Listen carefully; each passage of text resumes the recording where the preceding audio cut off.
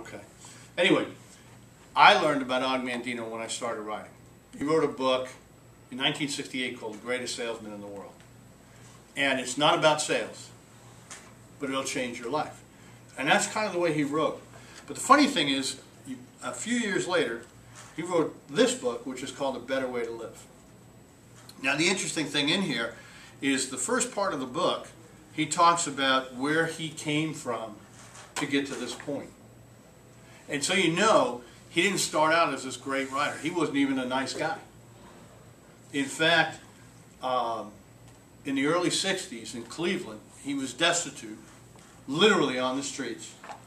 It was pouring rain. He had 30 bucks in his pocket, soaking wet, sitting on a curb in front of a pawn shop. And there's a revolver for $29. And he writes about it in here. And he talks about he didn't even have the guts. That's what he said. He didn't even have the guts to do what he thought was the right thing. He couldn't buy the gun. So soaking wet, he went to the only building that he could go into to get out of the rain, and that was a public library. And he started reading. He made books his friend. Anyway, he tells that story, and then, because of what he read, he started to work his way back. He worked his way into the insurance industry. He started selling insurance for a company called Combined Insurance, which was run by a man named W. Clement Stone, who became one of the wealthiest men in the world at the time, but he was also a brilliant thinker. He saw in Og an ability to write. He made Og editor of the company magazine. Okay? You can buy the company magazine today on the newsstands. Today it's called Success Magazine, and it grew from there.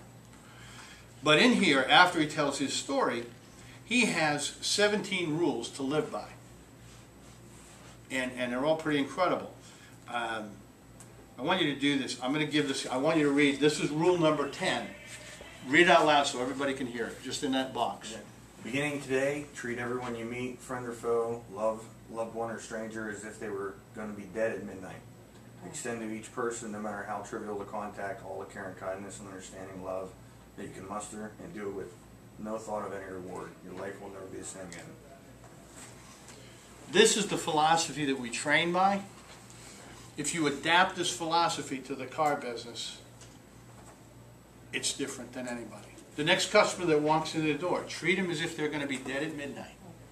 Offering them all the care and kindness you can muster. And here's the key, without expecting anything in return. If you treat every customer like that, whether they buy or they don't, you're going to build an incredible business for yourself. This is why we call it, and you'll hear us, and when we come back in, we'll just say dead at midnight. You'll now know exactly what we're talking about. Does everybody understand?